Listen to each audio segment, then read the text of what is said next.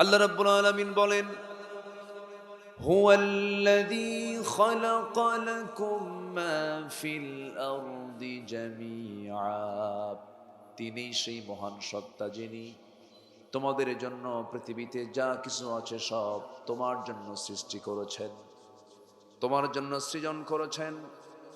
এই যে বিশাল বড় সূর্য আমরা দেখতে পাই, আলোকিত চাঁদ দেখতে পাই, এগুলো আমার আপনার জন্য সৃষ্টি করা হয়েছে। মহান রব্বুল আলামিন বলেন, তাবারাকাল্লাযী জাআলা ফিস সামাই বুরুজান ওয়া জাআলা ফিহা সিরাজান ওয়া কমারাম মুনীরা।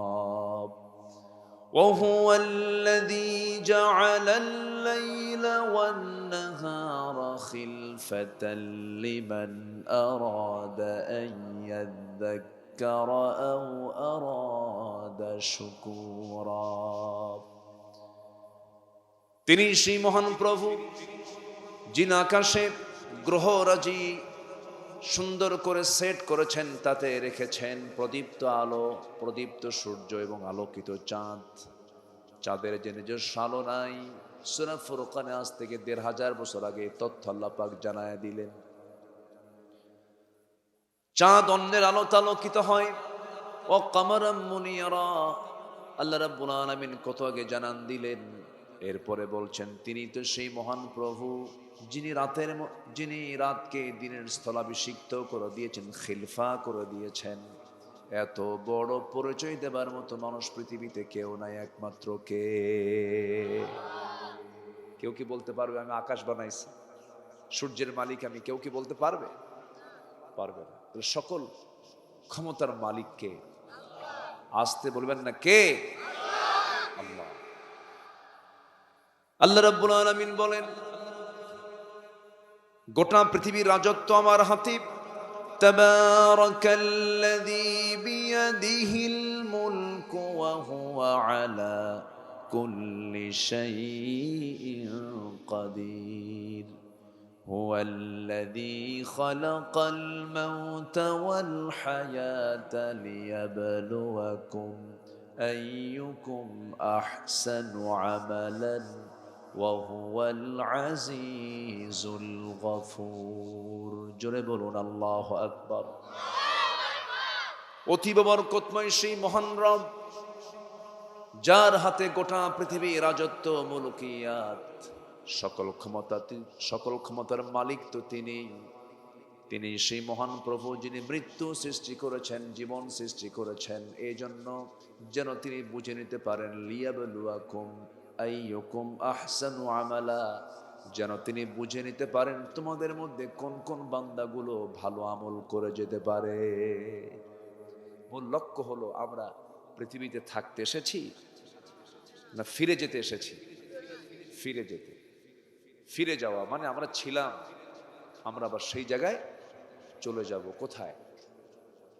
কোথায় যাব বলেন? কেউ তো কিছু বলেন না। জান্নাতে। আমাদের বাপের ভিটা কোথায় বলেন? না ময়মনসিংহ? এরকম ভাবতেছেন? বাপের ভিটা হলো জান্নাত। আমাদের ফ্যামিলি ব্যাকগ্রাউন্ড কত অভিজাত না? আমাদের ফ্যামিলি ব্যাকগ্রাউন্ড কত উন্নত যে আমাদের বাপের ভিটা হলো জান্নাত।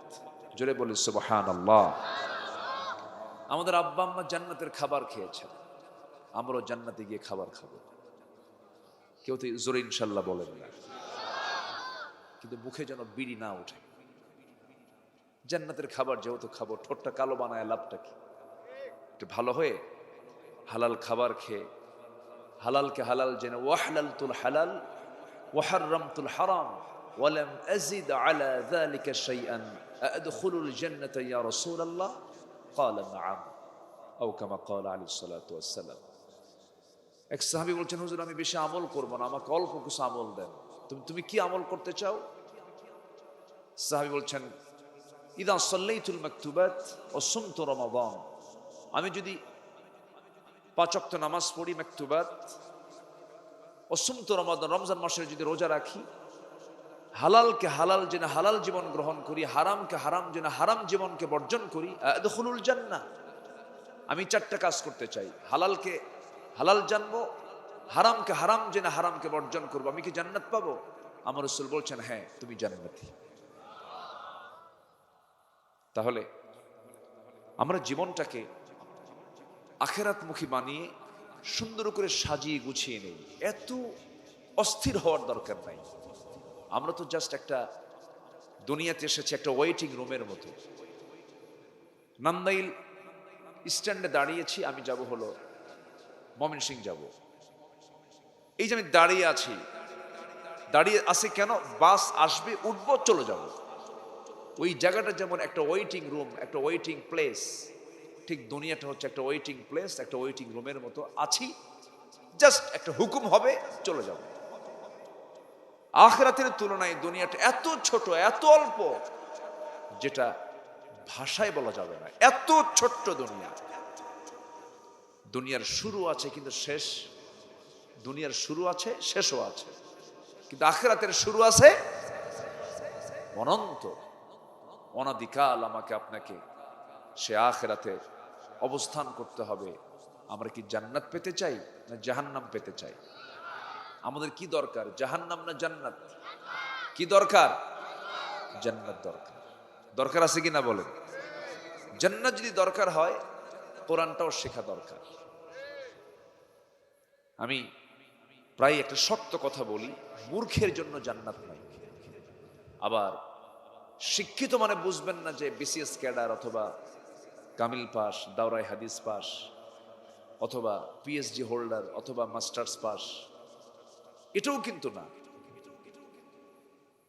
জ্ঞানী হতে হলে সেই জ্ঞান অর্জন করতে হবে যে আমি হালাল এবং হারামের জ্ঞানটা আমার অর্জন হলো কিনা আমলের জন্য।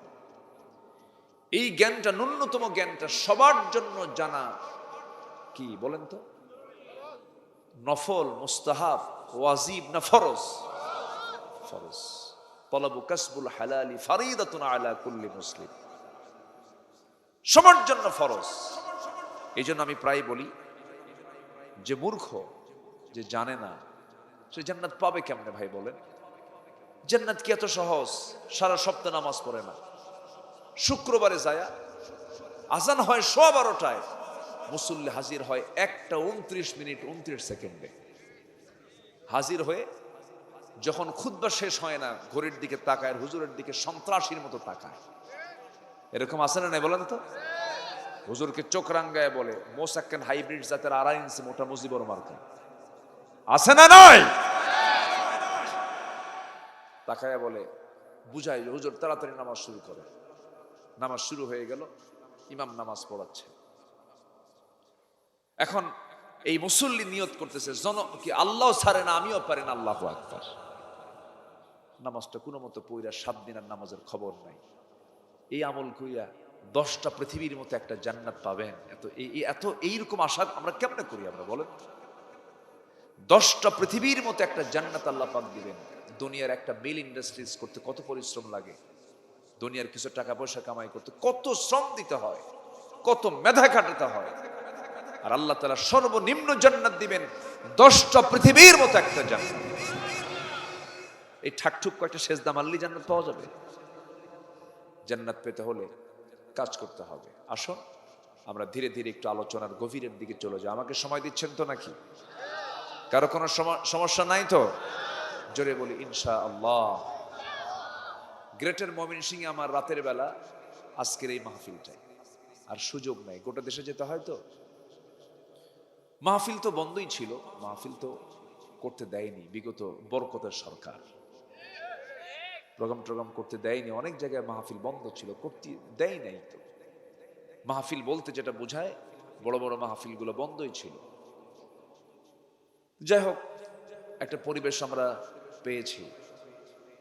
স্বাধীনতার পর থেকে নিয়ে আজ পর্যন্ত আলেম ওলামা স্বাধীন চেতা হয়ে যে কথা বলার সুযোগ পেয়েছেন, এমন সুন্দর স্বাধীন চেতা হয়ে কথা বলার সময় ইতিপূর্বে কখনো পায় নাই, যা এখন আমরা পাচ্ছি। বলি আলহামদুলিল্লাহ। এই কণ্ঠ রোধ করার জন্য যে চেষ্টা নাই, কিছু অপচেষ্টা তো আছেই, আছে না নাই? থাকবে, এটা থাকবেই। ওরা বলবে লা তাসমাউ লিহাদাল কুরআন ওয়ালগাউ ফীহি লাআল্লাকুম তাগলিবুন, কিন্তু আল্লাহ বলছেন ওয়া ইযা তুলিয়াত আলাইহিম আয়াতুহু যাদাতহুম ঈমানা। এই জন্য আমরা কোরআনের সঙ্গে আমরা সম্পর্ক গড়বো, জোরে বলি ইনশাআল্লাহ। কোরআনে কারীমের প্রথম হুকুম হলো পড়ো। প্রথম হুকুম কি বলেন? পড়ো। এই জন্যই বলেছিলাম, রাগ করছেন কিনা জানি না, মূর্খের জন্য জান্নাত নাই। প্রথম হুকুমটাই কি? পড়ো। পড়ো, ইকরা, পড়ো। কার নামে? আসতে বলবেন না, কার নামে? জ্ঞানী আর মূর্খ কখনো সমান হয় না। এক জ্ঞানী আর মূর্খ পাশাপাশি বসে আছে, ইশারায় বাহাস, মুখে বাহাস না, ইশারায়। তো জ্ঞানী লোকটা মূর্খের সামনে একটা আঙ্গুল উঁচু করেছেন, মূর্খ লোকটা সঙ্গে সঙ্গে দুটো আঙ্গুল উঁচু করছে। জ্ঞানী লোকটা মূর্খের সামনে 5টা আঙ্গুল উঁচু করেছে, মূর্খ লোকটা সঙ্গে সঙ্গে হাতের মুষ্টি পাকায়া জ্ঞানী লোকের নাকের ডগায় নিয়ে গেছে। জ্ঞানী লোকটা তার ব্যাগ থেকে একটা ডিম বের করে সামনে রেখেছেন, মূর্খ লোকটা তার ব্যাগ থেকে একটা পেঁয়াজ বের করে সামনে রাখছে। এখন বলা হলো, জ্ঞানীকে আপনি বাহাস করে বুঝলেন কি? জ্ঞানী বলছে, আমি আর কি জ্ঞানী, ও তো আমার চেয়ে আরো বেশি জ্ঞানী। কেন? আমি এক নখ উঁচু করেছি, বুঝালাম লা ইলাহা ইল্লাল্লাহ, ইলাহা একজন। সে 2 আঙ্গুল উঁচু করে বুঝায়া দিল যে ইলাহা 2 জন হতে পারে না। সে আমার উত্তরটাকে মজবুত করে দিয়েছে। আমি 5 আঙ্গুল উঁচু করে বুঝায়া দিলাম বুনিয়াল ইসলাম আলা খামসিন, ইসলামের বেনা হলো, ভিত্তি হলো 5টা।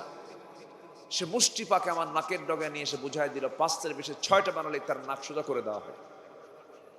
জ্ঞানী। বলা হলো, আমি একটা ডিম বের করে সামনে রাখলাম, বুঝালাম পৃথিবীর ডিমের মতো গোলাকার। সে আমার সামনে একটা পেঁয়াজ বের করে বুঝালো, শুধু পৃথিবীর ডিমের মতো গোলাকার নয়, সাবআ সামাওয়াত, আল্লাহ তাআলা এই পৃথিবীকে, এই 7 আসমান জমিনটাকে পেঁয়াজের মতো স্তরে স্তরে আল্লাহ পাক সৃষ্টি করেছেন। যেরকম সুবহানাল্লাহ। এটা হলো জ্ঞানীর চেতনা, জ্ঞানীর চিন্তা। এখন মূর্খকে বলা হলো, তুমি বুঝলা কি? কও। মূর্খ বলে, আমি বুঝলাম, সে যখন আমার সামনে একটা আঙ্গুল উঁচু করেছে, ভাবলাম সে আমার 1 চোখ কানা করবে। আমি 2 আঙ্গুল উঁচু করে বুঝালাম, তুই আমার 1 চোখ কানা করবি, আমি তোর 2 চোখই কানা করবি। আওয়াজটা কিসের এটা? এরকম আওয়াজ হয় এতক্ষণ? কি যাচ্ছে? ট্রাক্টর, হ্যাঁ, মাটি কাটার মনে হয় কোনো একটা হতে পারে, মাহিন্দ্রা না কি যেন বলে। আচ্ছা, এরপরে সে যখন আমার সামনে 5টা আঙ্গুল দেখালো, ভাবলাম সে আমাকে থাপ্পড় মারবে। আমি মুষ্টি পাকে নাকের ডগায় নিয়ে বললাম, তুই তো আমার থাপ্পড়ই মারবি, আমি তোর নাকে আউট করে দেব। যখন সে আমার সামনে একটা ডিম বের করলো, আমাকে অপমান বোধ হলো, সে যেন আমাকে অপমান করলো। আমি পেঁয়াজ বের করে বুঝাই দিলাম, তোর এই ডিমটারে আমার এই পেঁয়াজ দিয়ে ভাইজিয়া ভুজা খায়া শেষ করে দেবে। তাহলে এখন বলেন, ওই জ্ঞানীর ধারণা আর মূর্খের ধারণা কি এক হতে পারে? এই জন্য ইলম লাগবে, জ্ঞান লাগবে। এই জ্ঞান কি শুধু আলেমরা অর্জন করবে না সবার? কোরআনের জ্ঞান কি শুধু আলেমদের জন্য না সবার জন্য? সবার জন্য। এটা সবার লাগবে। ডাক্তার সবার হওয়া লাগবে না, ইঞ্জিনিয়ার সবার হওয়া লাগবে না, এরপরে আইনজীবী সবার হতে হবে না, ব্যবসায়ী সবার জন্য হওয়া জরুরি নয়, প্রযুক্তির জ্ঞান সবার জন্য জরুরি নয়, কিন্তু কোরআনের জ্ঞান জান্নাত পাওয়ার জন্য সবার জন্য জরুরি কিনা বলেন? অথচ এই কোরআনটাকে সার্বজনীন সিলেবাস আমার দেশে করা হয়নি। কলেজ, ভার্সিটিতে, মেডিকেলে যারা পড়ে, কোরআন সম্পর্কে তাদের কোনো ধারণাই নেই। দারুল উলুম দেওবন্দ এক সময়, তার পাশে তিব্বিয়া কলেজ ছিল, মেডিকেল কলেজ ছিল এক সময়। আসলে আমরা তো ব্রিটিশদের ষড়যন্ত্রের শিকার। বিভিন্ন ষড়যন্ত্র করে আমাদেরকে মূল চেতনা থেকে, ইসলাম থেকে কেমনে দূরে রাখা যায়, বিভিন্নভাবে ষড়যন্ত্র তারা করেছে। সম্মানিত ভাইয়েরা, আমরা আমাদের দেশকে কোরআন দিয়ে সাজাতে চাই। এদেশের শিক্ষা সিলেবাসকে আমরা ইসলাম দিয়ে সাজাতে চাই। জাতি যেন যেই জ্ঞানী অর্জন করুক, তার ফান্ডামেন্টাল, তার মূল, কোরআনের মূল জ্ঞান যেন প্রত্যেকটা নাগরিকের মধ্যে থাকে, এটাকে আমরা নিশ্চিত করতে চাই। আল্লাহ কবুল করুন, জোরে বলে আমিন। আরো জোরে আল্লাহুম্মা আমিন। একটা জাতিকে জ্ঞানী না বানালে, দ্বীনের জ্ঞান না অর্জন না হলে আপনি যতই চিল্লায়, আপনি যতই কথা বলেন, আমরা সফল হতে পারবো না। এই জন্য আদর্শিকভাবে আমাদেরকে সামনের দিকে এগিয়ে যেতে হবে। আমার দেশের মুসলমান জানা মুসলমান বেশি না অজানা মুসলমান বেশি? অজানা মুসলমান বেশি। আমরা জানবো, জোরে বলি ইনশাআল্লাহ। তাহলে জান্নাত সবার দরকার আছে তো? জান্নাত দরকার হলে কি শেখা দরকার? বলেন কি শেখা দরকার? আমরা কিন্তু একটা বিষয় ক্লিয়ার হয়ে গেল, এটা এমন একটা কিতাব, আপনি যেদিকের জ্ঞানী আপনি চান এর মধ্যে সেদিকের জ্ঞানী পাবেন।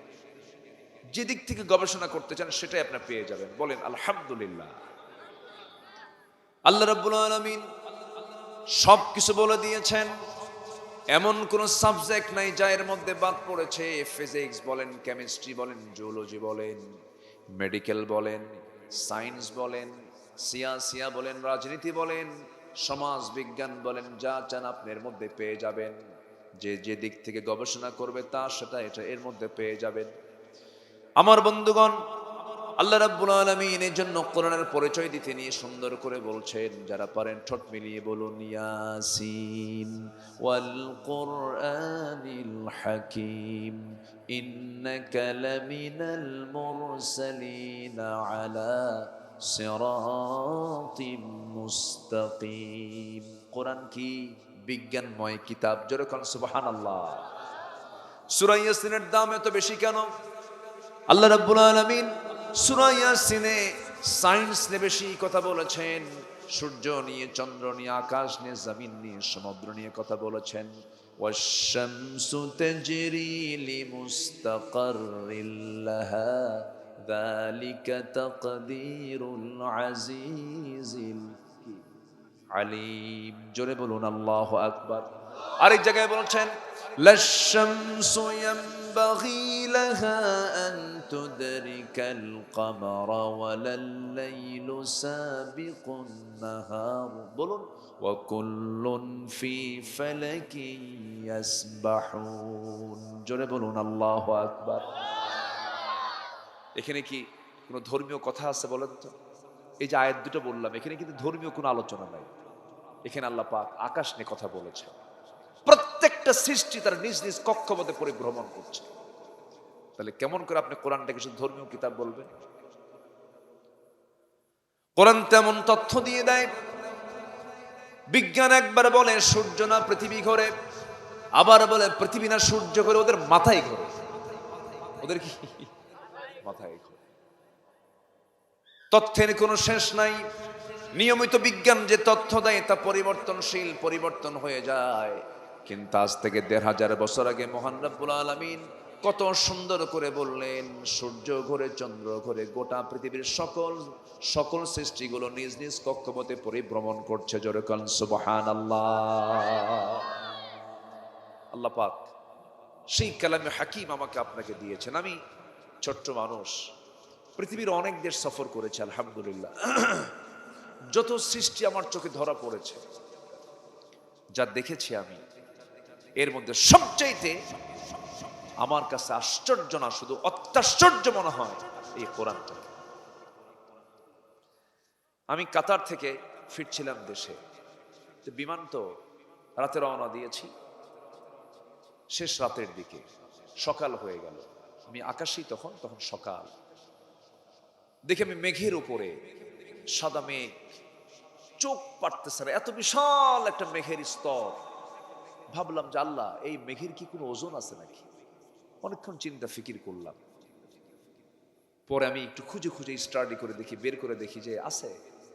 আল্লাহ পাক কোরআনে এই মেঘের যে ওজন আছে, আল্লাহ পাক বহু আগেই বলে দিয়েছেন। সূরা রাদের একটা আয়াত, হুয়াল্লাযী ইউরিকুমুল বারকা খাউফান ওয়া তামান ওয়া ইউনশিস সাহাবাত সিকাল।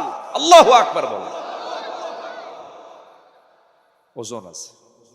কোরআন শুধু নামাজ আর রোজার কথা বলে না, কোরআন সবকিছুর কথা বলে দেয়। জোরে কোন সুবহানাল্লাহ।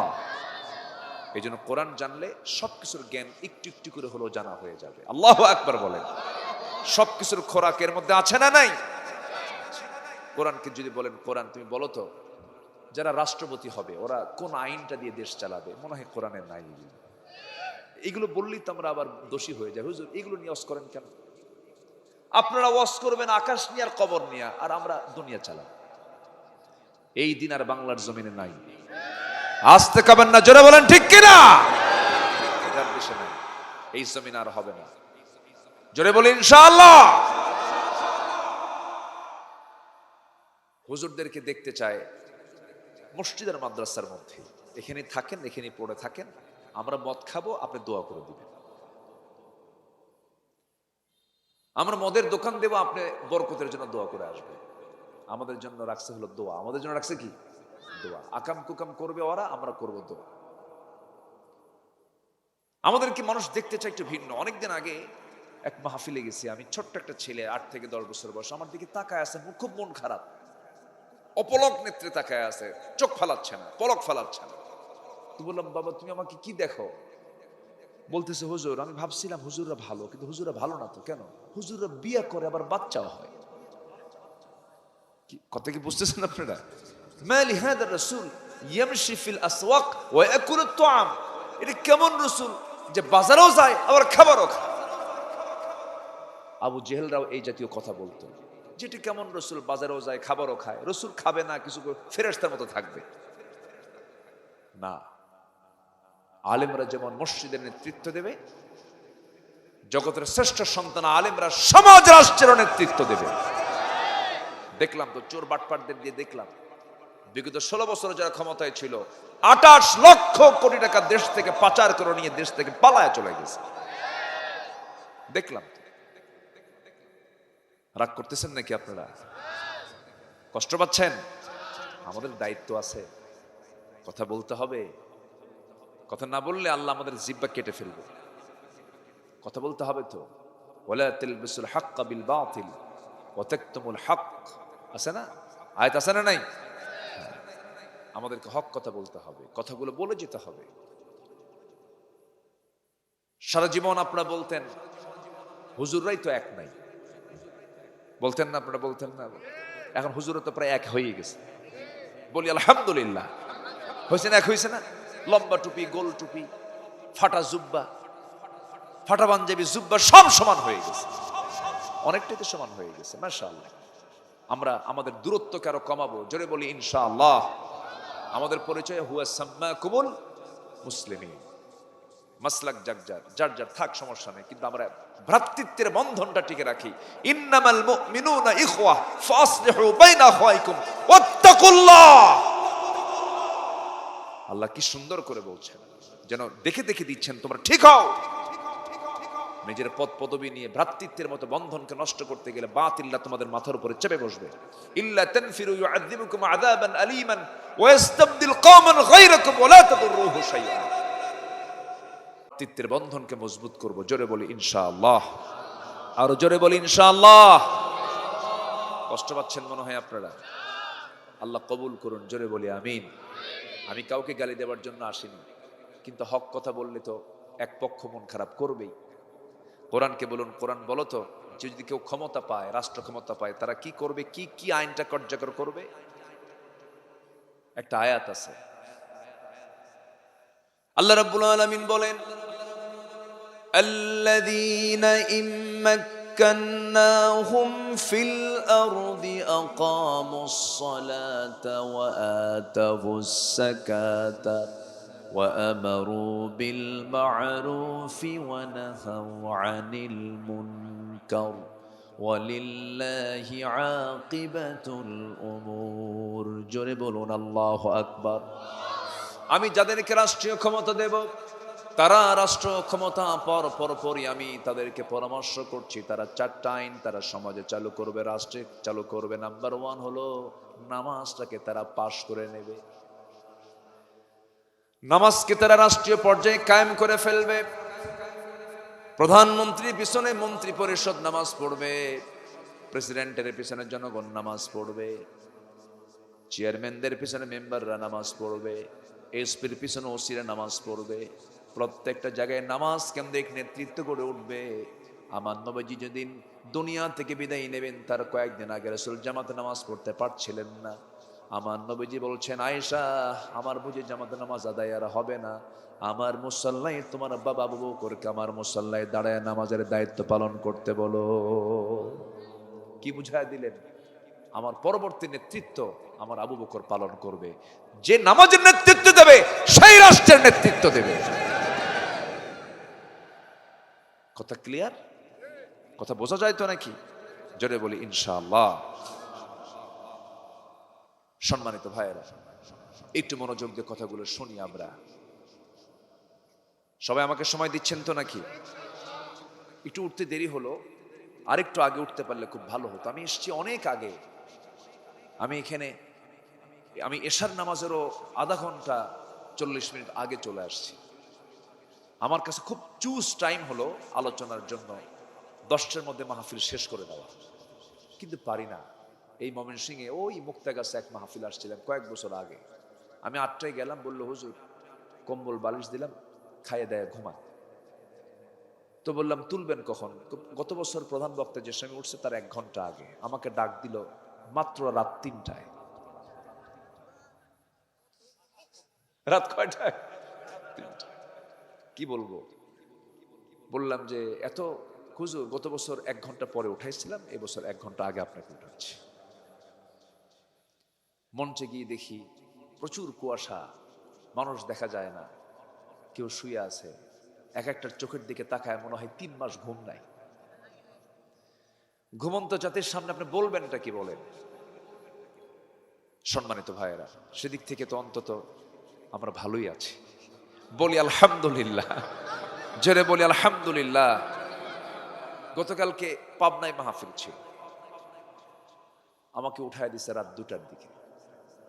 এরপরেও লোকজন ছিল সেখানে, আরো এর চাইতে না হলো 50 গুণ লোক ছিল, আরো বেশি ছিল।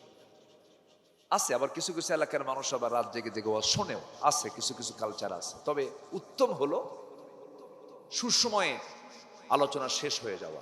সবকিছুর সুসময় থাকে না, যৌবন থাকে না। ধরেন একটা মানুষের বয়স 50 হয়ে গেছে, সে কি 25 বছরের এনার্জি পাবে?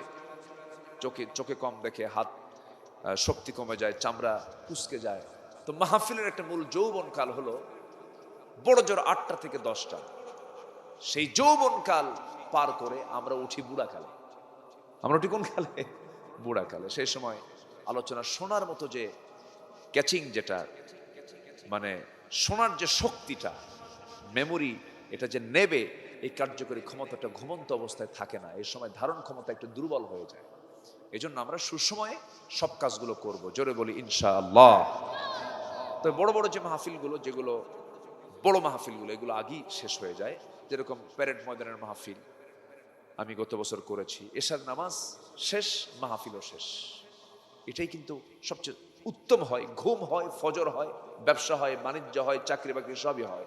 আর রাত 1টায় একটা মানুষকে ছেড়ে দেওয়া মানে হলো ফজর গেল, পরের দিন ব্যবসা চাকরি সব গেল। কিন্তু আমরা বুঝালেও বোঝে না, বুঝলেন? হুজুর না বুঝি না, ওই আমাদের ঐতিহ্য, হুজুর আমার বাপ দাদা করে গেছে, এইভাবেই করতে হবে। আছে না এরকম? আছে না এরকম? আছে। খুব বেকায়দা, মুশকিল। সম্মানিত ভাইয়েরা, একটু কান লাগান, মনোযোগ দিয়ে আমরা একটু শুনি। আমাদের মাথা থেকে পা পর্যন্ত যত আল্লাহ পাক অঙ্গ আমাদের দেহের মধ্যে যত অঙ্গ দিয়েছেন, এর মধ্যে একটা গুরুত্বপূর্ণ একটা অঙ্গ আছে, সেটা হচ্ছে গোশতের টুকরা। লামুদগাতান ইযা সালুহাত সালুহাল জাসাদু কুল্লু ওয়া ইযা ফাসাদাত ফাসাদাল জাসাদু কুল্লু আলা ওয়া হিয়াল কলব। সবচাইতে গোটা দেহের মধ্যে একটা গোশতের টুকরা আছে, সেটা হচ্ছে কলব। এটা যদি ঠিক থাকে সব ঠিক, আর এটা যদি ব্যাঠিক হয় সব ব্যাঠিক। এই জন্য আমরা যদি সফল হতে চাই, কোরআনকে আমরা বলবো, কোরআন বলো তো সফল হবে কোন বান্দা? আমরা কি বিফল হতে চাই না সফল হতে চাই?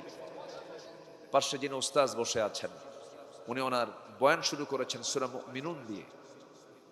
কোন বান্দা যদি গোটা কোরআন ওর দেখা লাগবে না, শুধু সূরা মুমিনুনের প্রথম 10টা আয়াত যদি ফলো করে, এই 10টা আয়াত তাকে জান্নাতের দরজায় পৌঁছাবে। যেরকম সুবহানাল্লাহ। আল্লাহ শুরুই করেছেন আফলাহ দিয়ে, কদ আফলাহাল মুমিনুন। এরপর আল্লাহ পাক ওয়াজ করছেন। ওয়াজ কি বান্দার না আল্লাহর? আস্তে কয় ওয়াজ কার? আপনারা কার ওয়াজ শুনতে আসছেন? জোরে কোন? ঘূর্ণাক্ষরও যেন মনে করেন না যে আব্দুল্লাহ আল আমিনের ওয়াজ আপনারা শুনতে আসছেন, মুফতি হারুন সাহেবের ওয়াজ আপনারা শুনতে আসছেন। ওয়াজ মূলত কার? ওয়াজ মূলত আল্লাহর। আল্লাহ রাব্বুল আলামিন বলেন, ইন্নাল্লাহা ইয়া'মুরু বিল আদলি ওয়াল ইহসানি ওয়া ইতাই যিল কুরবা ওয়া ইয়ানহা আনিল ফাহশাই ওয়াল মুনকারি ওয়াল বাগি। এরপরে কি? ইয়া'iদুকুম লাআল্লাকুম তাযাক্কারুন। আল্লাহ তোমাদেরকে ওয়াজ করছেন। ওয়াজটা কার? ওয়াজ মাহফিলে ওয়াজ হয় কার? বান্দার মুখ থেকে শুধু ডেলিভারি হয়, এছাড়া ওয়াজ কোনো বান্দার নয়। আমার বন্ধুগণ, এখন কোরআনকে প্রশ্ন করুন, কোরআন বলো সফল কারা কারা, কোন বান্দা সফল তুমি বলে দাও। হুজুর একটা আয়াত ধরেছেন, সূরা ধরেছেন, তিনি আলোচনা করেছেন। আমি একটু আরেকটা আয়াতের দিকে, আরেকটা সূরার দিকে যাই। সূরা আলার মধ্যে আল্লাহ রাব্বুল আলামিন একই শব্দ প্রয়োগ করে শুধু কদ শব্দটা বলেছেন। আল্লাহ রাব্বুল আলামিন বলছেন কদ আফলাহাল মুমিনুন, একই শব্দ এখানে আসছে কদ আফলাহা মান তাযাক্কা। আরেক জায়গায় বলছেন কদ আফলাহা মান যাক্কাহা ওয়া কদ খাবা মান দাসসাহা কাযযাবাত সামুদ বিতাগওয়াহা ইযিম বাআসা আশকাহা। জোরে বলুন আল্লাহু আকবার। কোন বান্দা সফল? যার মধ্যে তিনটা কাজ থাকবে। সূরা আলার মধ্যে আল্লাহ রাব্বুল আলামিন বলেন قد أفلح من تزكى وذكر اسم ربه فصلى بل تؤثرون الحياة الدنيا والآخرة خير وأبقى إن هذا لفي الصحف الأولى صحف إبراهيم وموسى। জোরে বলুন আল্লাহু আকবার। সূরার নাম কি বলুন? বলুন সূরাতুল আ'লা। বলেন সূরাতুল আ'লা। আবার বলেন আ'লা। আ'লা, এখানে হামজা আছে, আইনও আছে। আ'লা শিখায় দেই, বলেন আ'লা। আ'লা, আরবির এই বিষয়গুলো জানতে হবে সবার ভাই। রুব্বা কারিন লিল কুরআন ওয়াল কুরআনু ইয়ালআনুহু। কোরআন তাকে লানত দেয় যে কোরআনটাকে সহি করে পড়ে না। মারাত্মক ব্যাপার এটা। সবার জন্য কোরআন শেখা কি? জোরে বলেন। পার্লামেন্টে কারি সাহেব যায় নাই, আমার নিজের কানে শোনা। কারি সাহেব যায় নাই, অধিবেশন শুরু হয় তেলাওয়াত দিয়ে। স্পিকার এখন কি করবে? এক এমপি কে বলছে আপনি একটু তেলাওয়াত করেন। কেল হে আল্লাহ। এই হলো আমাদের নেতাদের এলেমের দৌড়। আগামীকাল ঈদুল আজহার জানাজা নামাজ, বোঝেন নাই? জাতির নেতৃত্ব আমরা এরকম মূর্খ আর বেয়াদবদের দেখতে চাই না। আবু জেহেল রাষ্ট্র চালাবে, রাসূল নামাজ পড়বেন, শুধু এটা হতে পারে না। বড় বড় আলেম ওলামা আমার দেশে আছে না নাই? তাদের প্রতি যে জুলুমগুলো করা হয়েছে, যে অত্যাচারগুলো করা হয়েছে, আমরা আর এই চিত্র বাংলার জমিন আর দেখতে চাই না। ঠিক কিনা? জগতের শ্রেষ্ঠ সন্তান আলেমরাই, এতে কোনো সন্দেহ আছে? ইন্নামা ইয়াখশাল্লাহা মিন ইবাদিহিল উলামা ইন্নাল্লাযীনা ইয়াতলুনা কিতাবাল্লাহ ওয়া আকামুস সালাহ ওয়া আনফাকু মিম্মা রাযাকনাহুম সিররান ওয়া আলানিয়াতান ইয়ারজুনা তিজারাতান লান তাবুর। এই কাজগুলো আলেমরাই করে। সম্মানিত ভাইয়েরা, আমি ছোট মানুষ, আমার এলেম কালাম তেমন কিছু নেই, ভাঙ্গাচোরা মানুষ, ডাকে আসি, কিন্তু আলেমদেরকে সম্মান করবেন, আলেমদেরকে ইজ্জত দিবেন। আলেমদের সম্মান অনেক অনেক সম্মান। 16 বছরে সবচেয়ে বড় অপরাধ করেছে হলো আলেমদেরকে বেইজ্জত করার চেষ্টা করা হয়েছে। যত অপরাধ আছে এর মধ্যে 1 নম্বর অপরাধ হচ্ছে এটা। আল্লামা সাইদির মতো মানুষটাকে, কত বড় সম্পদ তিনি, কেমন করে মারা হলো চিন্তা করা যায়? কত রাত তার জায়নামাজে চোখের পানি দিয়ে জায়নামাজ ভিজে গেছে। কত সাহসী মানুষ। আমি তো খুব কাছ থেকে আমি তাকে দেখেছি। 2009 সালে আমার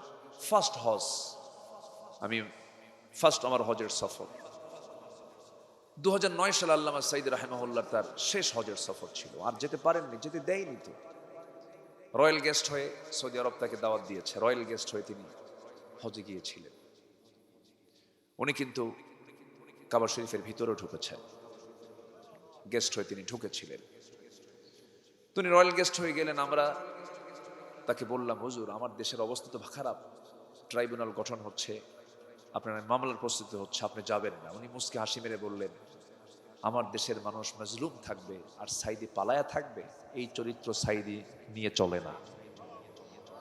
সাইদি পালায়া থাকবে না, সাইদি দেশে যাবে, জেল খাটবে, ফাঁসির মঞ্চে যাবে, পালায়া থাকবে না।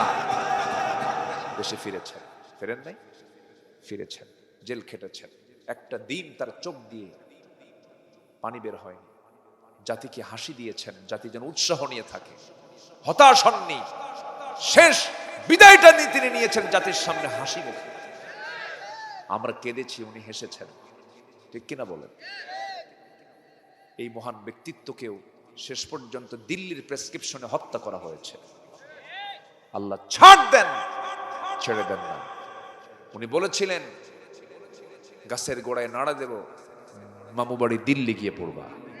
পড়ে নাই? দিল্লি গিয়ে পড়ে নাই? দিল্লি ছাড়া কি আরো কি সিটি নাই? কলকাতা ছিল, ইউপি ছিল, ইউপি এটা দেওবন্দ, উত্তরপ্রদেশ ছিল, রাজস্থান ছিল, তারপরে এই যে কি বলে আসামের গুয়াহাটি ছিল, আগরতলা ছিল ত্রিপুরার, নেপাল ছিল, ভুটান ছিল, শ্রীলঙ্কা ছিল, মায়ানমারের ইয়াঙ্গুন ছিল, লন্ডন ছিল, আমেরিকা ছিল, কোথাও পড়ে নাই মামুবাড়ি। আল্লামা সাইদির 25 বছরের কথাকে আল্লাহ পাক বরকত মনে করে এটা কবুল করে নিয়েছেন। বলেছিলেন, যারা আমাকে বেইজ্জত করার চেষ্টা করছে, আল্লাহ তুমি তাদেরকে জাতির সামনে ল্যাংটা করে ছেড়ে দিও। করে নাই? করে নাই? একটা বিষয় মাথায় রাখবেন, সম্মান নিয়ে খেলা যাবে না।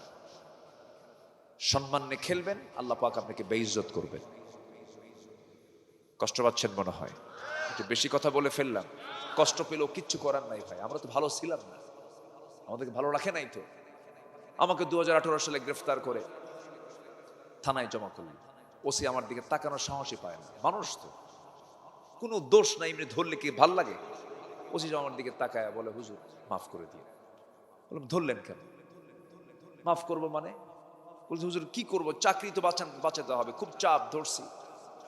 হুজুর বদ্দুয়া দিয়েন না। তো বললাম যে তাহলে আপনি এরকম ধরলেন কেন? হুজুর বাল বাচ্চা আছে, চাকরি টিকে রাখার জন্য আমি ধরছি হুজুর। বললাম, আর কি বলবেন বলেন? হুজুর কি বলবো, চাকরি বাঁচান তো ফরজ হুজুর। আমি বললাম, ইমান বাঁচান তো নফল। কি করব? ধরে নিয়ে উনি ওনার রুমে রাখলেন আমাকে পাহারাদার, মানে আমাকে পাহারা দিলেন। উনি বাইরে বসে বসে গোটা রাত কাটালেন, আমাকে কষ্ট দিচ্ছেন না, সম্মান করতেছে, কিন্তু উপায় নাই।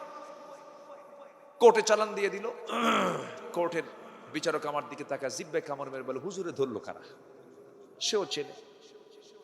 শেষ পর্যন্ত আমাকে ধরে নিয়ে জামিন নামঞ্জুর করে জেলখানায় পাঠালো।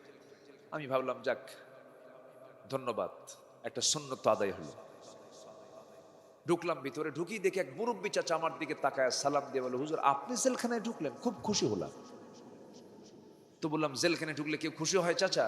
কে বাবা, ওয়াজ শুনতে গেছে আপনার বহু, কিন্তু কোনোদিন মুসাফা করতে পারি। আল্লাহ আমার এত সুন্দর মিলায় দিছে। আল্লাহ আমি দোয়া করি হুজুর জেলখানায় থাকেন। কি কব? বললাম, চাচা আপনি জেলখানায় কেন? নাতিপুতি থুই এই শীতের মধ্যে, নভেম্বর মাস, তখন নভেম্বর মাস, 14 নভেম্বর না 13 নভেম্বর 2018 সাল। বললাম যে আপনি জেলখানায় কেন? কে বাবাজি, বোমা হামলা, মানে ওনার নামে দিছে বোমা হামলার মামলা দিচ্ছে। বলেন তো 80 বছরের বয়সের বুড়ো লোকের নামে যদি বোমা হামলার মামলা দেয়, উনি কি বোমা জায়গা মতো মারবেন? ওনার মাথায় পড়বে। এগুলো ঠিক না, জুলুম। সবচেয়ে বেশি শাস্তি হবে যারা জালিম হবে, তাদের মৃত্যুর সময় সবচেয়ে বেশি কষ্ট হবে। ফেরেশতা মালাকুল মউত বলবে, আখরিজু বিআনফুসিকুম, আখরিজু বিআনফুসিকুম। মালাকুল মউত বলবে, তোর জান তুই কবজ কর, তোর জান তুই বের করে আন। মালাকুল মউতের রুচি হবে না যে ওর জানটা কবজ কর, আমি নিজে জান কবজ করি, রুচি হবে না। তোর জান তুই কবজ কর। এই জন্য আমরা জালিম হব না, আমরা জুলুম করব না। স্বামী স্ত্রীর উপরে, স্ত্রী স্বামীর উপরে, শিক্ষক কর্মচারীর উপরে, মালিক গার্মেন্টসের শ্রমিকের উপরে জুলুম, এটা মারাত্মক গুনাহ। জুলুম যে করবে তার অবশ্যই শাস্তি পেতেই হবে, ঠিক কিনা? জুলুমের ধারে পাশে আমরা যাব না, জোরে বলি ইনশাআল্লাহ। সম্মানিত ভাইয়েরা, অনেক কথাই তো বলতে হবে, অনেক লম্বা কথা এখন পড়ে আছে সামনে। আমরা সফল যদি হতে চাই, সূরা আলা বলছে তিনটা কাজ। কয়টা কাজ বলেন? তিনটা কাজ। কোন সূরা বলেন তো? আলা না, আলা মানে উপর, আলা বলেন, আলা একটা ধাক্কা মারতে হবে, আলা সবার উপরে যিনি, তিনি কে? সাব্বিহ ইসমা রাব্বিকাল আলা। আমার আল্লাহ তাআলা সবার উপরে আছেন। আল্লাযী খালাকা ফাসাওয়া ওয়াল্লাযী কদ্দারা ফাহাদা ওয়াল্লাযী আখরাজাল মারআ ফাজআলাহু গুসাআন আহওয়া সানুকরিউকা ফালা তানসা। আল্লাহু আকবার। সানুকরিউকা ফালা তানসা, হে রাসূল আমি আপনাকে পড়িয়ে দেব, আপনি কখনো ভুলবেন না। লা তুহাররিক বিহি লিসানাকা লিতাআজালা বিহি। আমার নবী বারবার কোরআন তেলাওয়াত করছেন মুখস্থ রাখার জন্য। আল্লাহ বলছেন, হে রাসূল অস্থির হওয়ার দরকার না, আমি আল্লাহ নিজে আপনার সিনার মধ্যে জমা করে দেব। আমার ভাইয়েরা, আল্লাহ কত উপরে আছেন? আর রহমান আলাল আরশি ইস্তাওয়া। আল্লাহ পাক এত দূরে আছেন। একটু মনোযোগ দিয়ে কথাটা শুনবেন। একটা তথ্য দেওয়ার চেষ্টা করছে, আল্লাহ যে কত বড়, আমরা যে কত ক্ষুদ্র, আল্লাহ যে কত বড়। আমরা যে দুনিয়াতে আছি, এই দুনিয়া থেকে আসমান কত দূর, কেউ আসমানে যেতে পারে নাই। তবে একজন মহান ব্যক্তি গিয়েছেন, মুহাম্মদ সাল্লাল্লাহু আলাইহি ওয়াসাল্লাম। তিনি মহাবিজ্ঞানী। তিনি কি বলেন? মহাবিজ্ঞানী। Marconi, Faraday, James Watt, Copernicus, Einstein, Dalton, Galileo, এই বড় বড় বিজ্ঞানীগুলো কয়েকটা তথ্য দেওয়ার জন্য যদি মহাবিজ্ঞানী হয়ে যায়, আমার নবীজি কত বড় মহাবিজ্ঞানী ছিলেন। আল্লাহ পাক তাকে সাবআ সামাওয়াত দেখিয়ে দিয়েছেন। সুবহানাল্লাহ বলা যাবে না? আমার রাসূল বলেন, আমি যা শুনি তোমরা তা শোনো না, আমি যা দেখি তোমরা তা দেখো না। আল্লাহ পাক আমার নবীকে অনেক কিছু দেখিয়ে দিয়েছেন, কারণ আমার আল্লাহ তার পরিচয় দিতে নিয়ে বলেছেন, ওয়ামা আরসালনাকা ইল্লা রাহমাতাল লিল আলামিন। জোরে বলুন আল্লাহু আকবার। নবীজির শান মানটা কত! নবীজির যেদিন জন্ম হলো, আবু তালেব একদিন স্মৃতিচারণ করতে নিয়ে বলছেন, যদিও কাফের কিন্তু ভদ্র কাফের, আমি তাকে তিনি সম্বোধন করি, আমি তাকে সম্মান দিয়ে একটু কথা বলার চেষ্টা করি। রাসূল তাকে সম্মান দিয়েছেন। যদিও কাফের কিন্তু বেদব কাফের না, ভদ্র কাফের। তার দুটা ছেলে ছিল, দুজন বড় বড় সাহাবী ছিলেন, জাফর, আলী রাদিয়াল্লাহু তাআলা আনহু। আমার নবীজি নবুয়ত পেলেন, দুটো ছেলেকে বলেন, জাফর, আলী তোরা যা মুহাম্মাদের দুই পাশে দাঁড়ায় নামাজ পড়। আমি জানি মুহাম্মদ ভালো, মুহাম্মদ আল্লাহর নবী সত্য। রাসূল একদিন বলেই ফেললেন, চাচা আপনি কালেমা পড়েন, আমারে কইও না। রাসূল কোনদিন জোর করেও বলেন নাই। ওই কাফেরের বাড়িতেই আমার নবীজি দীর্ঘদিন ছিলেন, একসঙ্গে চলাফেরা করেছেন। লাস্তা আলাইহিম বিমুসাইতির, লা ইকরাহা ফিদ্দিন, জোরাজুরি করেন নাই। কিন্তু মরার আগ দিয়ে শুধু বলেছেন, চাচা একটাবার কালিমার ঘোষণা দিয়ে দেন, লা ইলাহা ইল্লাল্লাহ। আমার বন্ধুগণ, আমার একটা ইতিহাস বলতে খুব কষ্ট হয়। আবু তালেবের ইতিহাস বলতে খুব কষ্ট হয় আমার। অনেক সাহাবী পর্যন্ত আবু তালেব যে খেদমত করেছেন নবীজির, এমন খেদমত অনেক সাহাবীও করেন নাই। কিন্তু হেদায়েতের মালিককে বলেন, হেদায়েতের মালিককে বলেন, আমার নবীজিকে কত বিপদ থেকে উদ্ধার করেছেন আবু তালেব। আমার নবীজিকে কত কাছে টেনে নিয়েছেন শিব আবু তালেবে। 3.5 বছর জেল পর্যন্ত আমার নবীর সঙ্গে খেটেছেন আবু তালেব। সব কিছুই প্লাস ছিল, শুধু একটাবার রাসূল বলেছেন, চাচা একটাবার কালিমার ঘোষণা দিয়ে দেন, আমি আপনার জন্য বেহেশতের জামিন হয়ে যাব। কিন্তু না না, হেদায়েতের মালিক কে? আসতে বলবেন না, কে? এই আবু তালেব একদিন বলছেন, ও ভাতিজা মুহাম্মদ, তুমি যখন ছোট, মার পেট থেকে সবে মাত্র নবজাতক তুমি দুনিয়াতে এসেছো, আমি তোমাকে 3য় দিনের রাত্রিতে দেখতে গেলাম, তোমার বাড়িতে দেখতে গেলাম, দেখতে পেলাম তোমার মা তোমার কাছে নাই, তোমার মা তোমার থেকে দূরে আসছে। সিরাত গ্রন্থে এই বর্ণনা পাওয়া যায়। আমার নবীজি বলতেছেন, চাচা আপনি কি দেখলেন বলেন, কতটুকু সত্য বলো তো ভাতিজা, চাচা আপনি আগে বলেন আমি শুনি। এরপরে বলছেন, ভাতিজা, তোমাকে দেখতে পেলাম, তোমার মা তোমাকে কোলে নেয় না, তোমার মার চোখে বারবার পানি পড়ছে, বারবার ক্রন্দন করছে, আওয়াজ দিয়ে কাঁদতেছে। তোমার মা তোমাকে দূরে ঠেলে দিয়েছে, চাঁদনি আকাশের নিচে তোমাকে একা ফেলে রেখেছে, তোমার কাছে যেতেই পারে না, হাউমাউ করে কান্দে। সেই সময় আমি একটা দৃশ্য দেখেছি, কতটুকু সত্য, আমি কি ভুল দেখলাম না ঠিক দেখলাম, একটু বলতে পারবে নাকি মোহাম্মদ? বলো চাচা, কি দেখছেন আপনি বলেন। সেই সময় দেখতে পেলাম তুমি একা কি শুয়ে আছো, তোমার ডান হাতটা যখন বাম দিকে নাও, আকাশের চাঁদটা তোমার হাতের সঙ্গে ডান থেকে বাম দিকে যায়। যখন তোমার বাম হাতটা ডান দিকে নাও, সঙ্গে সঙ্গে আকাশের চাঁদটা তোমার হাতের সঙ্গে ডান দিকে চলে যায়। যখন তোমার দুটো হাত যখন নিচের দিকে নামায় আনো, আকাশের চাঁদ তোমার হাতের সঙ্গে, চাঁদটা তোমার হাতের সঙ্গে নিচের দিকে নেমে আসে। তোমার সঙ্গে চাঁদ দুলতেছিল, তোমার সঙ্গে চাঁদ খেলা করছিল। আমি কি ভুল দেখছি কিনা বলো তো মোহাম্মদ?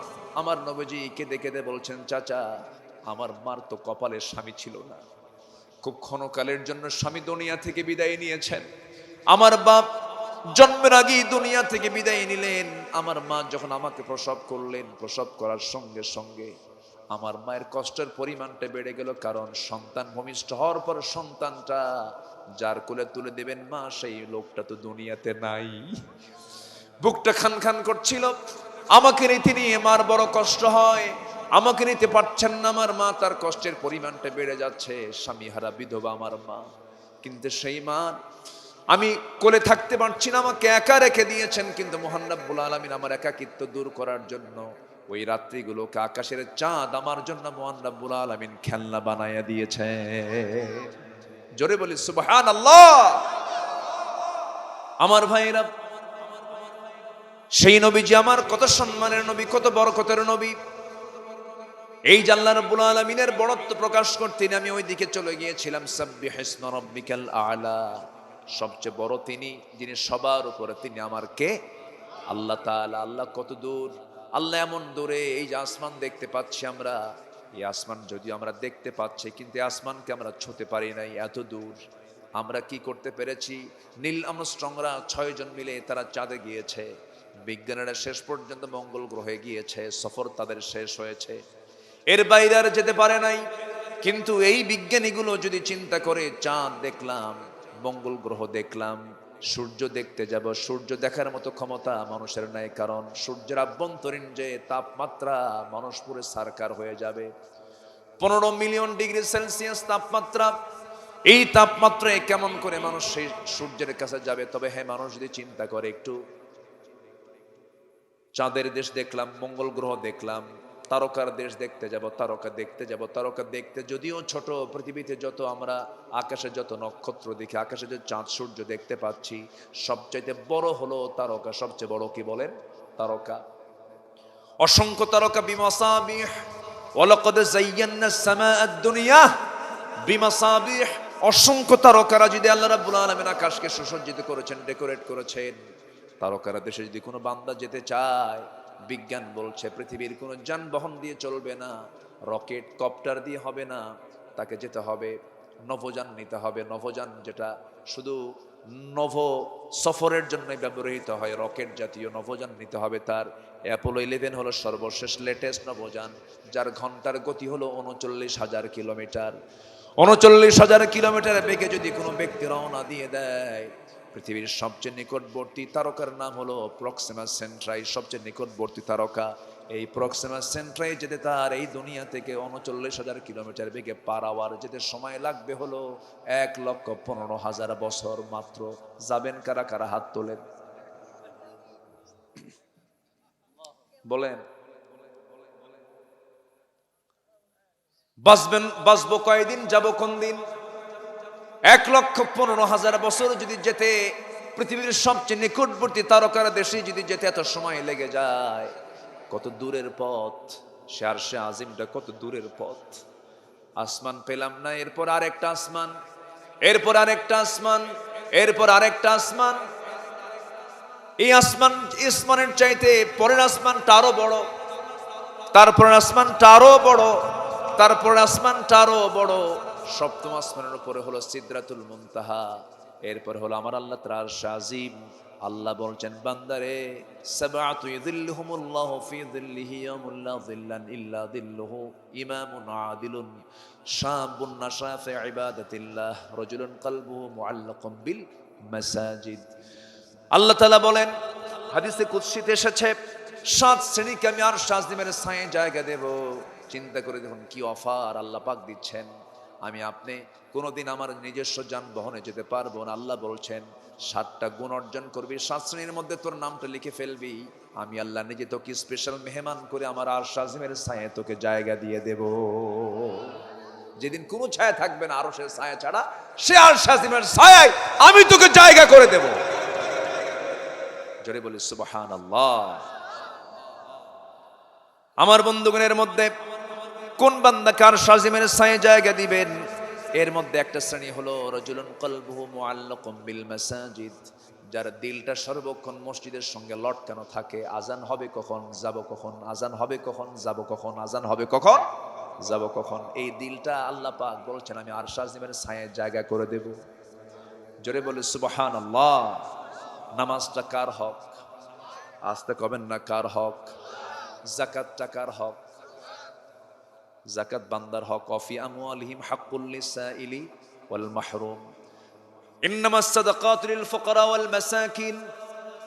মিসকিনদের হক, আমিলিনদের হক, বান্দার হক। কিন্তু নামাজ হলো আল্লাহর হক। আল্লাহ বলছেন হক লঙ্ঘিত কোনো গুনাহ করে আমার কাছে এসো না, আমার হক আদায় করো, বান্দার হক আদায় করো, হাক্কুল্লাহ হাক্কুল ইবাদ, এগুলো আদায় করো। আমার ভাইয়েরা একটু মনোযোগ দিয়ে শোনেন, একটু কান লাগান। সূরা আলার মধ্যে মহান রব্বুল আলামিন বলছেন 3টা কাজ করো সফল হয়ে যাবে।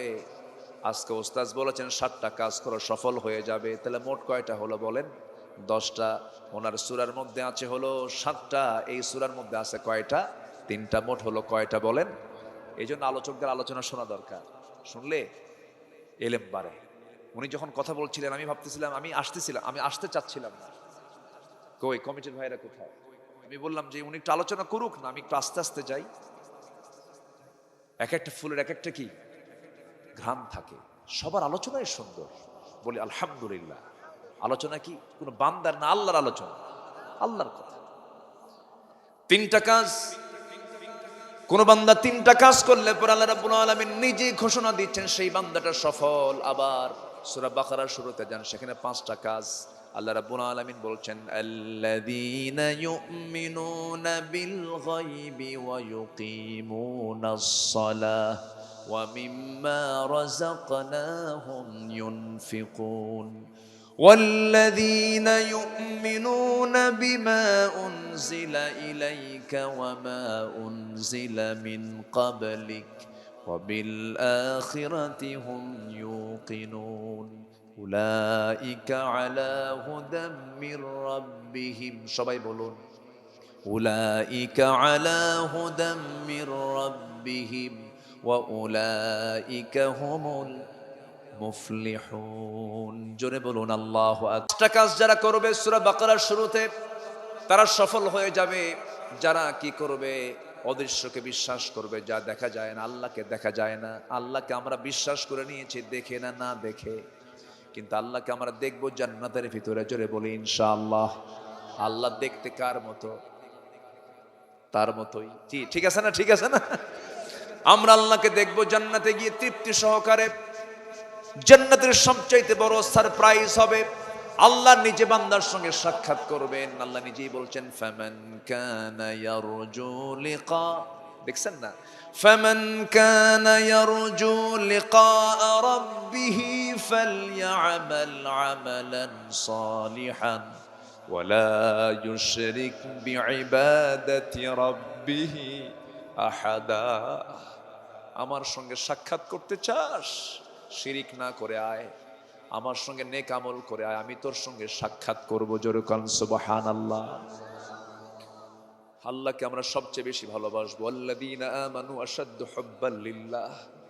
আল্লাহকে আমরা সবচাইতে বেশি কাছের মনে করব। সবচেয়ে বড় সাক্ষী কে? আজকে সবচেয়ে বড় সাক্ষী কে বলেন?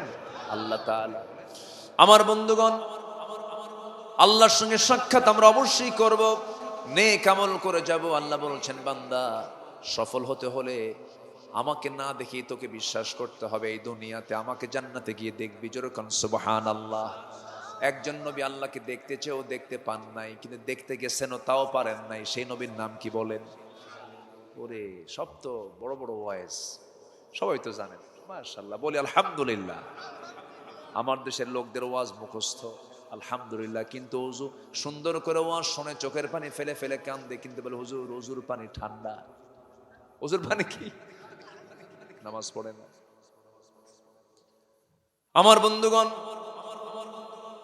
একজন নবী পর্যন্ত আল্লাহকে দেখতে পান নাই, সারা জীবন অডিও কল দিয়েছেন। ওয়াকাল্লামাল্লাহু মূসা তাকলিমা, কি কল দিয়েছেন? অডিও কল দিয়েছেন। কল দুই প্রকার, একটা অডিও কল আর একটা হলো কি কল? Video call. এখন ভিডিও কলে কথা বলে না, ভিডিও কলে বিয়ে হয়, ভিডিও কলে বিয়ে হয়।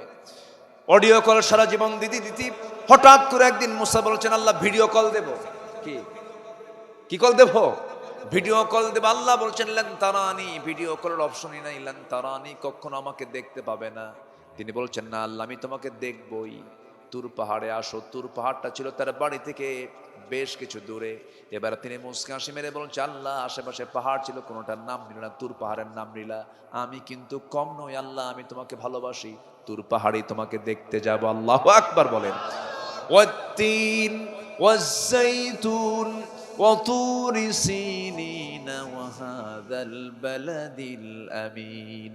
দেখতে গেছেন, দেখতে গিয়ে সেন্স ছিল না, সেন্সলেস হয়ে গেছে, আর পারলেন না। এবার বলছে আল্লাহ শখ মিটে গেছে, আমার চোখ পারবে না তোমাকে দেখতে। এই চর্মচক্ষু দিয়ে আমার আল্লাহকে দেখা সম্ভব নয়। কেমন করে দেখবো? আমি তো আল্লাহর সৃষ্টিকে এই চর্মচক্ষু দিয়ে দেখতে পাই না। সূর্য দেখা যায় নাকি? ভালো করে বলেন তো, সূর্যের দিকে আপনি কয়েক ঘন্টা ছায়া থাকবেন? পারবেন? সূর্য আমরা ভালো করে তাকাতে পারি না। বাতাসকে দেখতে পাই না। বাতাস দেখা যায়, বাতাস সৃষ্টি কিন্তু দেখা যায় না। এই যে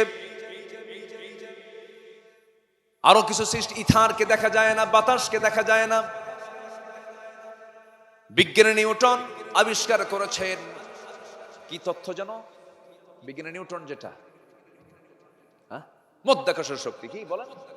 মাধ্যাকর্ষণ শক্তি আবিষ্কার করেছেন। মাধ্যাকর্ষণ শক্তি দেখা যায় না, না দেখে মাধ্যাকর্ষণ শক্তিকে বিশ্বাস করে নিয়েছি। এরপরে বাতাসকে না দেখে বিশ্বাস করে নিয়েছি। এরপরে ইথারকে না দেখে বিশ্বাস করে নিয়েছি। আল্লাহর সে বিদ্যুৎকে দেখতে পাই না, বিশ্বাস করে নিয়েছি। যারা বলবে না দেখে বিশ্বাস করে না, তাদের গায়ে বিদ্যুৎ লাগায় দিবেন। কি লাগায় দিবেন? দেখ বিশ্বাস করিস কিনা দেখ। আমার বন্ধুগণ, আল্লাহর সৃষ্টি কি আমরা দেখতে পাচ্ছি না? এই চর্মচক্ষু দেখতে পায় না। এই চর্মচক্ষু দিয়ে আমরা আল্লাহকে দুনিয়াতে দেখবো না, আমরা জান্নাতের মধ্যে তৃপ্তি নিয়ে দেখবো। জোরে বলি ইনশাআল্লাহ, আরো জোরে বলি ইনশাআল্লাহ। এটা হচ্ছে সফলতার এক নম্বর দিক, সূরা বাকারার প্রথম দিকের কথা। এরপরে বলছেন নামাজ যারা কায়েম করবে তারা সফল হয়ে যাবে। নামাজ শুধু আদায় করলেই হবে না, নামাজ কায়েমের জন্য চেষ্টা। ওয়ায়ুকিমুনাস সালাহ, আল্লাহ পাক গোটা কোরআনে নামাজ আদায়ের কথা এক জায়গায় বলেছেন। যারা পারেন ঠোঁট মিলিয়ে বলুন ইন্না আ'তাইনাকাল কাউসার ফাসাল্লি লিরাব্বিকা ওয়ানহার ইন্না শানিআকা হুয়াল আবতার। হে রাসূল আপনি নামাজ পড়ুন, আর বাকি সব জায়গায় আসছে হলো নামাজ কায়েম করুন, নামাজ কায়েম করুন। নামাজ কায়েম হলো সমষ্টি কাজ, সংগঠনের কাজ, জামাতবদ্ধ কাজ। আর নামাজ আদায় হলো ব্যক্তিগত কাজ। অনেকে ব্যক্তিগত নামাজ আদায়ে বিশ্বাসী, কিন্তু নামাজ কায়েমে বিশ্বাসী না। নামাজ কায়েমের আন্দোলন যারা করে তাদের বিরোধিতা করে, ওরাই হলো মুনাফিক। ওরা কি? নামাজ কায়েমের কাজ করার দরকার আছে না নাই? আমার বন্ধুগণ, এরপরে কি? যারা কিতাবকে বিশ্বাস করবে, কোরআনকে মানবে, ইনজিলকে বিশ্বাস করবে না, কোরআনকে বিশ্বাস করবে, জাবুরকে মানবে না, তা না। ওয়াল্লাযীনা ইউমিনুনা বিমা উনজিলা ইলাইকা ওয়া মা উনজিলা মিন ক্বাবলিক ওয়া বিল আখিরাতি হুম ইউকিনুন। যারা এই কিতাব এসেছে, এই কিতাবের আগেও যে কিতাবগুলো বিশ্বাস আনবে যারা, আখিরাতকে মানবে যারা, এই সমস্ত বান্দাগুলো হলো সফল বান্দা। যেরকম সুবহানাল্লাহ। আমি কি শেষ করে দেব? এই দুই একজন এখানে উঠলো যে না বলে, কষ্ট হচ্ছে আপনাদের? যখন কষ্ট হবে বলবেন হুজুর দোয়া করে দেন, দোয়া করে দেন। কারো কোনো আপত্তি নাই তো? বলি আলহামদুলিল্লাহ। হ্যাঁ, কি বল, আরো 2 ঘন্টা? আরেকজনকে সারা রাত নাকি জানে বললো, সারা রাত থাকবেন জানাজা সহ? জানাজা সহ? এতক্ষণ তো কথা বলা যাবে না। অসম্ভব কে সম্ভব করতে পারেন তিনি একমাত্র কে? আল্লাহর কোনো ক্লান্তি নাই। ওয়ালা ইয়াউদুহু হিফযুহুমা। আল্লাহর কোনো কাজে কোনো ক্লান্তি নেই, কিন্তু বান্দার ক্লান্তি আছে না নাই? 3 রাত না ঘুম হলেই তো কোনো হুঁশ থাকে না। কারে ডাকে, কি কয়, না রিমান্ডে নিলে আগে ঘুমটা আগে মাইনাস করে। দুনিয়ার রিমান্ডে কি মাইনাস করে? ঘুম মাইনাস করলে ওর মুখ থেকে সব বের হয়। এই তুমি এটা করো নাই, হ্যাঁ করছে। কি কথা কি বুঝতেছেন আপনারা? ঘুম, ক্লান্তি মানুষের থাকে, কিন্তু আল্লাহর কোনো ক্লান্তি লা তাখুযুহু সিনাতু ওয়ালা নাওম। যাকে ঘুম তো দূরের কথা, তন্দ্রা পর্যন্ত স্পর্শ করে না, তিনি কে? ওয়া ইয়ালামু খাইনাতাল আ'য়ুনি ওয়া মা তুখফিস সুদূর। তোমার অন্তরে তুমি কি গোপন রেখেছো এবং তোমার চক্ষু কি খেয়ানত করছে, আমার আল্লাহ তাও জানেন, তাও দেখেন। আর সে আল্লাহকে আমার ফাঁকি দিতে চাই, ফাঁকি দিলে কে ফাঁকিতে পড়বে? নিজেরাই ফাঁকিতে পড়বো আমরা। সূরা আলার 3টা কাজ আজকে আমরা শিখে যাব, জোরে বলি ইনশাআল্লাহ। 1 নম্বর হলো যে ব্যক্তি নফসকে শুদ্ধ করতে পেরেছেন, নফসকে শুদ্ধ করতে হবে, আমরা নফসের ট্রিটমেন্ট করব, জোরে বলি ইনশাআল্লাহ। ওয়াজ কিন্তু কেবল শুরু হচ্ছে।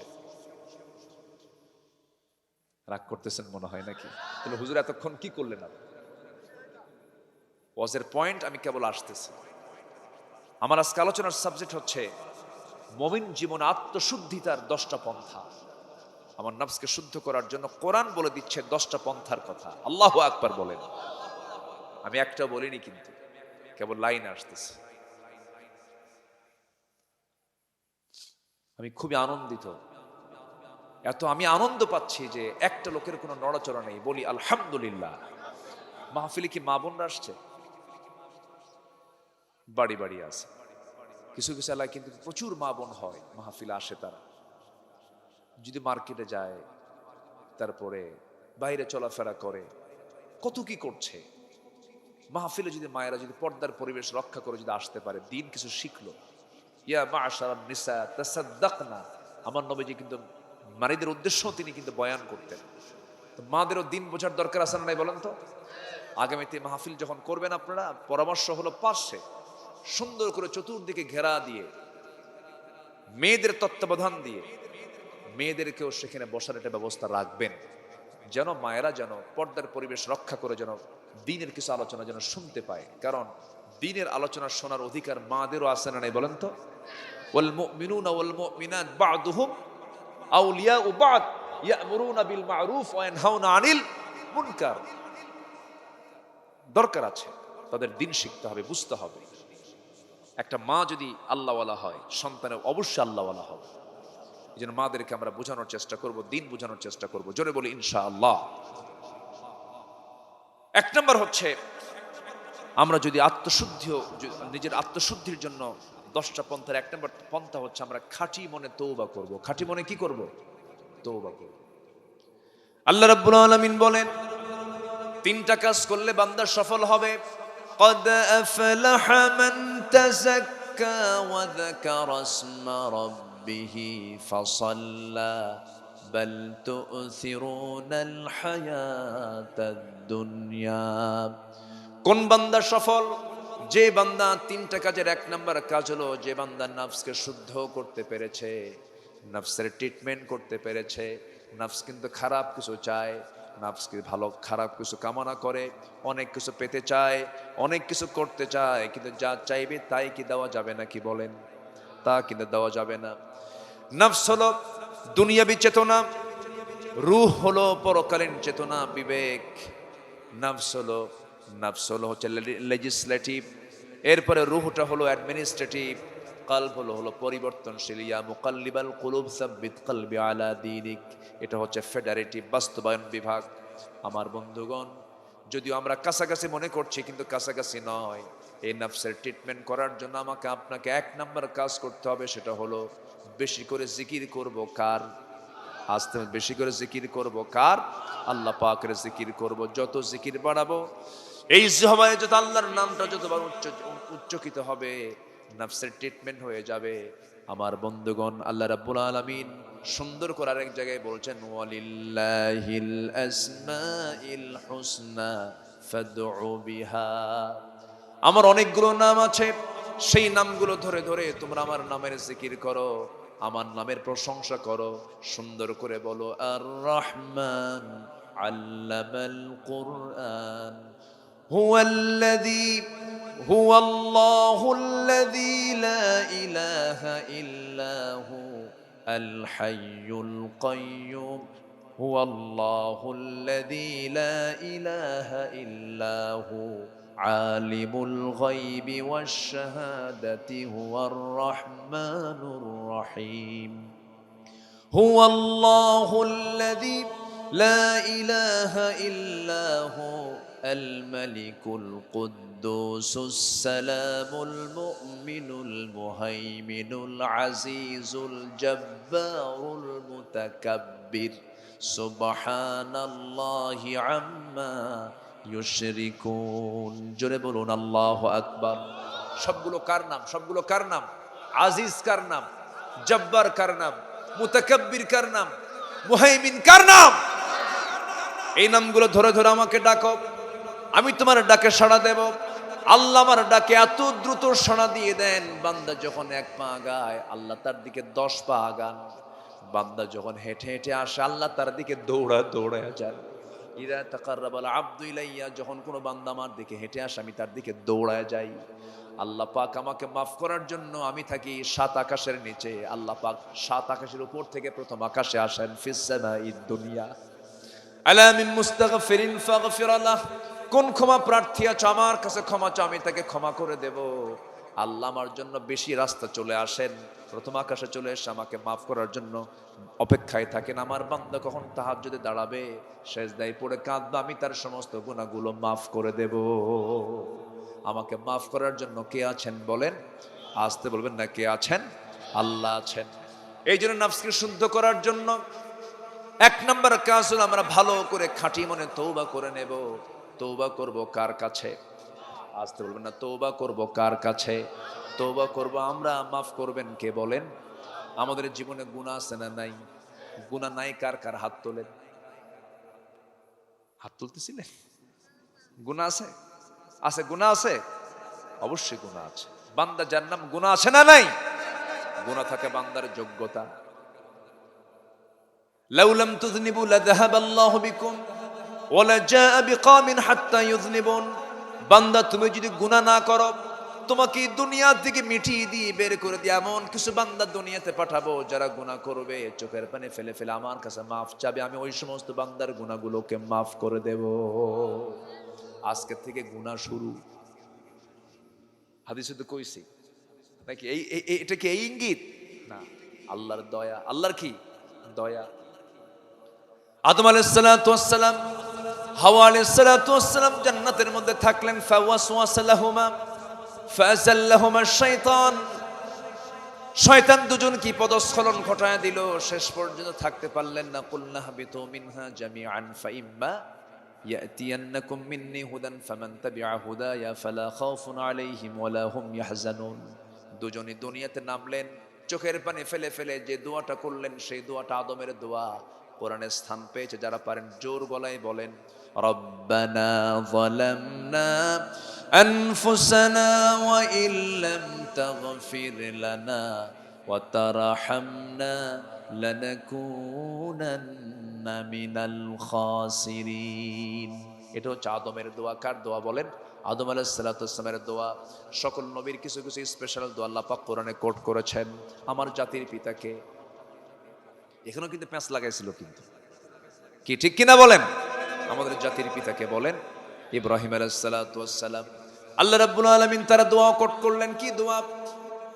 রব্বানা তাকাব্বাল মিন্না ইন্নাকা আনতাস সামিউল আলিম ওয়া তুব আলাইনা ইন্নাকা আনতাত তাওয়াবুর রহিম। আরেকটা দোয়া তিনি করেছেন পরিবারের জন্য। যারা পারেন সুন্দর করে বলেন রব্বানা হাব লানা মিন আজওয়াজিনা ওয়া যুররিয়াতিনা কুররাতা আ'য়ুন ওয়াজআলনা লিল মুত্তাকিনা ইমামা।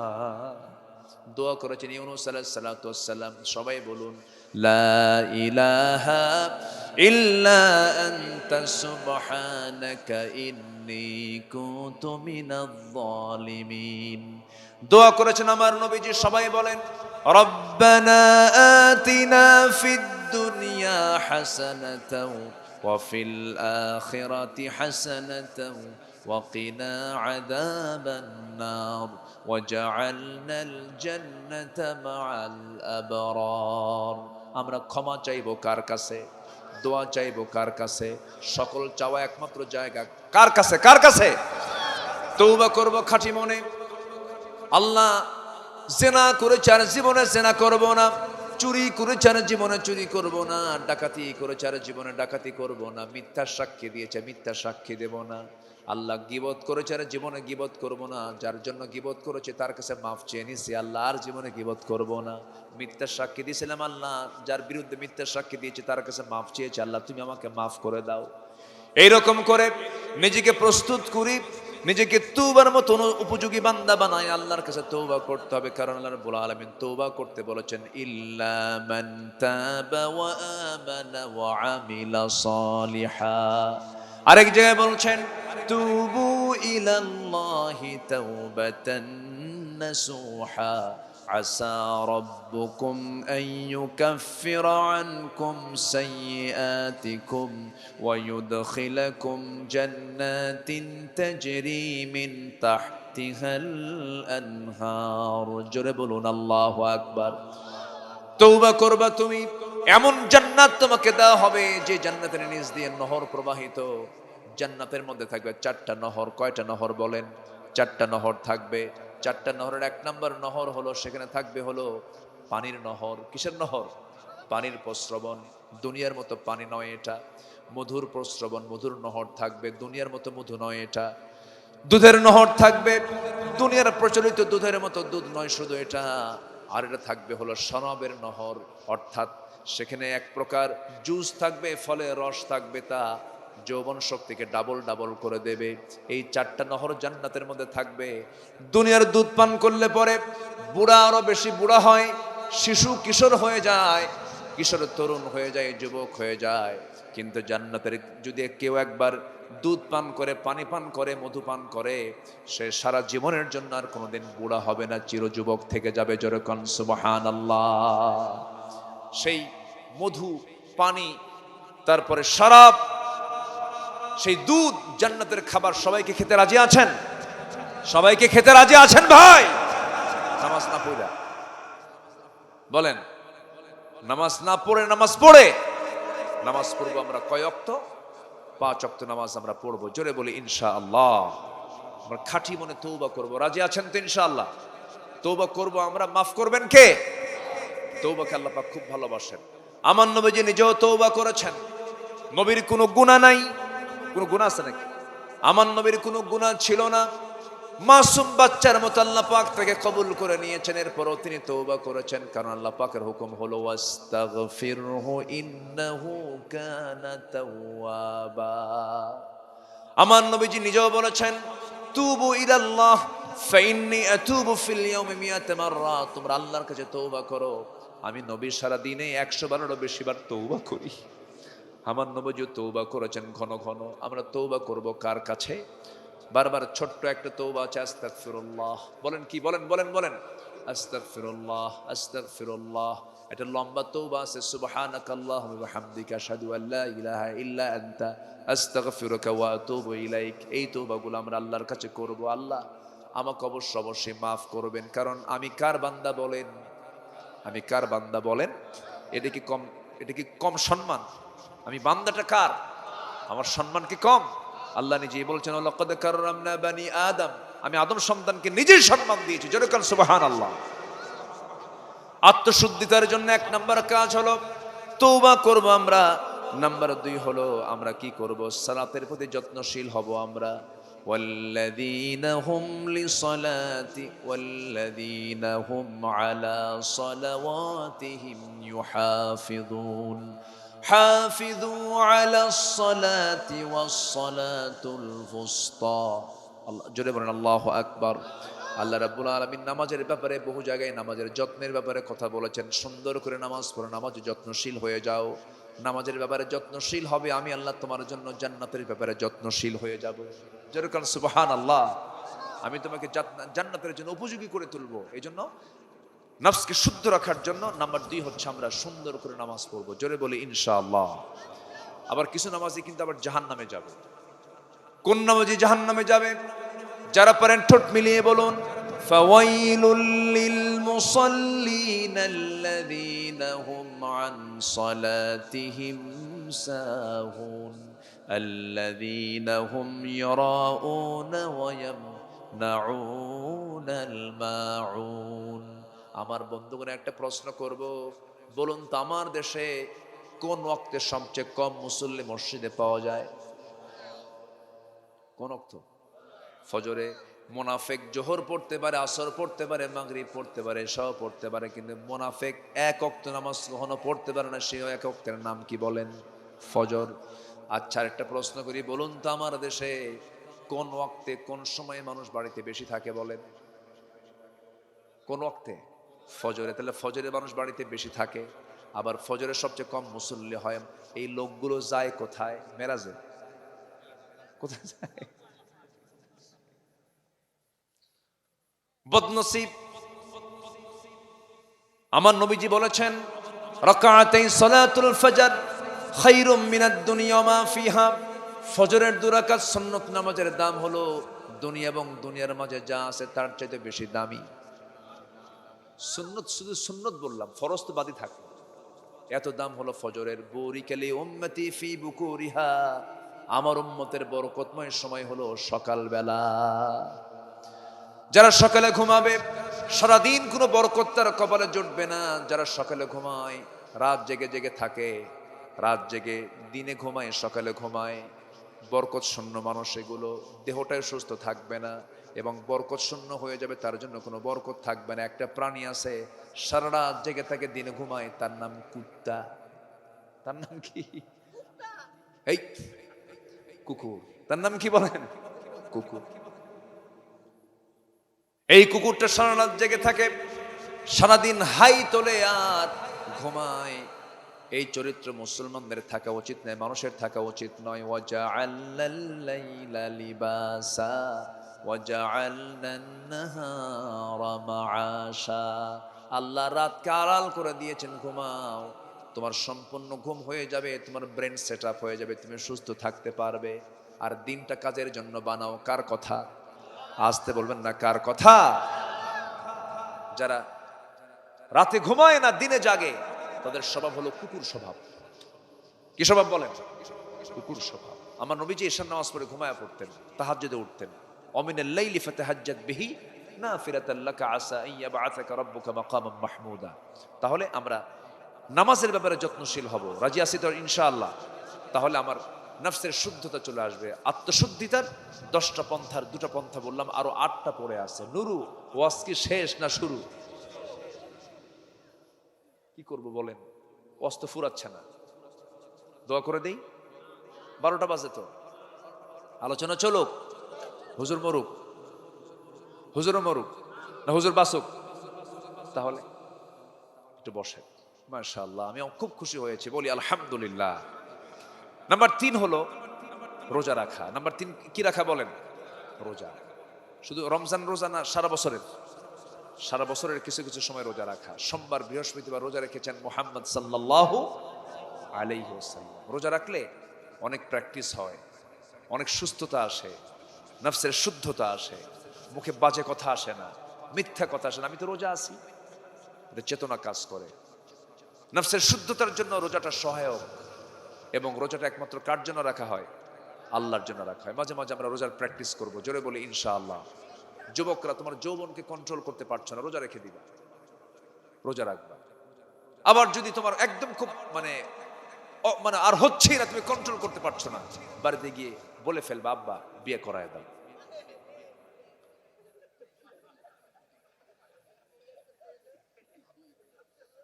জি, বিয়ে করায় দাও। বাবার এই পালস বুঝতে হবে, বাবার সন্তানের এই কথাটা বুঝতে হবে যে সে কি বলতে চায়। কারণ বিয়েটার প্রয়োজন প্রত্যেক যুবকের আছে না নাই? যুবকরা কিছুই কয় না, এই আছে না নাই? বুড়ো চাচাও কয় আছে। জি, বিয়ের প্রয়োজন আছে। আমার রাসূল বিয়ের পক্ষে ছিলেন। রাসূল নিজেও বিয়ে করেছেন 25-এ। কততে বলেন? 25-এ। বাপ ছিল না, মাও ছিল না, কিন্তু বয়স বিয়ে করেছেন ঠিক বয়সে। বাপও নাই, মাও নাই, কিন্তু বিয়ে করেছেন কি শেষে না শুরুতে? যৌবনে, ভরা যৌবনে তিনি বিয়ে করেছেন। এই জন্য বিয়েটা যত সময় হওয়া উচিত। পড়তে পড়তে যদি 50 বছরে যায়, দাঁত পড়ার পর বিয়ে করবে, কোনো কাম হবে না। 60 বছরের বাপ হয়ে সন্তানকে রাস্তা নিয়ে হাঁটলে সবাই বলবে, এই ছেলে এটা তোমার দাদা না নানা।